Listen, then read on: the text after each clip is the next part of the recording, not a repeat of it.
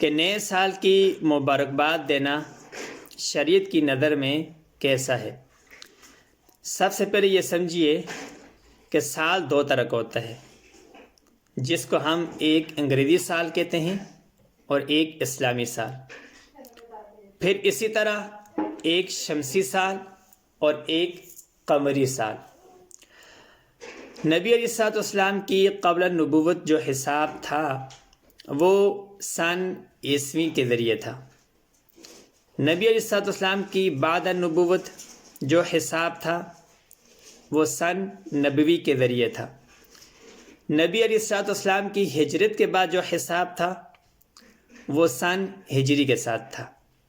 باقاعدہ طور پر حضرت عمر رضی اللہ عنہ نے اپنے دور خلافت میں سن ہجری کی ابتدا و بنیاد رکھی اور سارے صحابہ اکرام نے اس پہ اتفاق کر کے ایک اجماع قائم فرمایا، جس کو ہم اسلامی سال کہتے ہیں، اور جو انگریزی سال ہے اس کی ابتدا جنوری سے ہوتی ہے اور حضرت عیسیٰ علیہ السلام کی طرف منسوب ہیں۔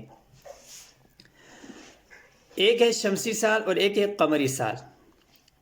الشمس والقمر بحسبان، سورج اور چاند سب سے پہلے اللہ تبارک و تعالیٰ کی قدرت کی نشانیوں میں سے ایک بہت بڑی نشانی ہے۔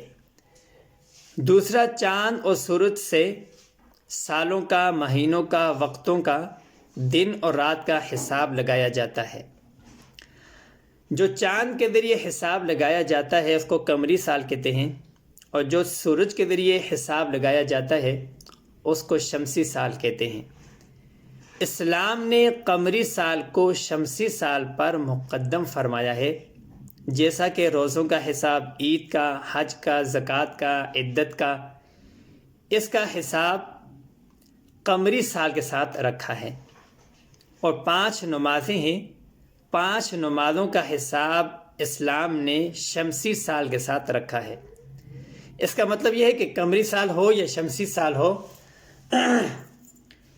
دونوں اسلامی سال ہیں۔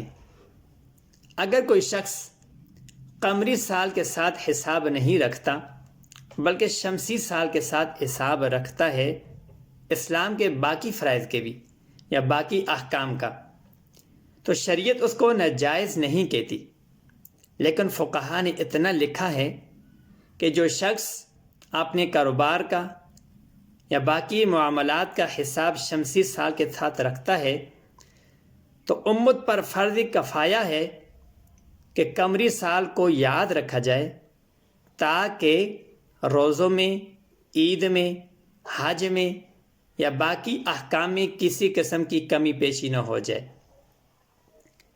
اب نئے سال کی مبارکباد دینا نبی علیہ الصلوۃ والسلام صحابہ اکرام سے کسی طرح کا بھی ثبوت نہیں ملتا، نہ نبی علیہ الصلوۃ والسلام نے مبارک دی اور نہ ہی صحابہ اکرام نے اس چیز کی مبارکباد دی۔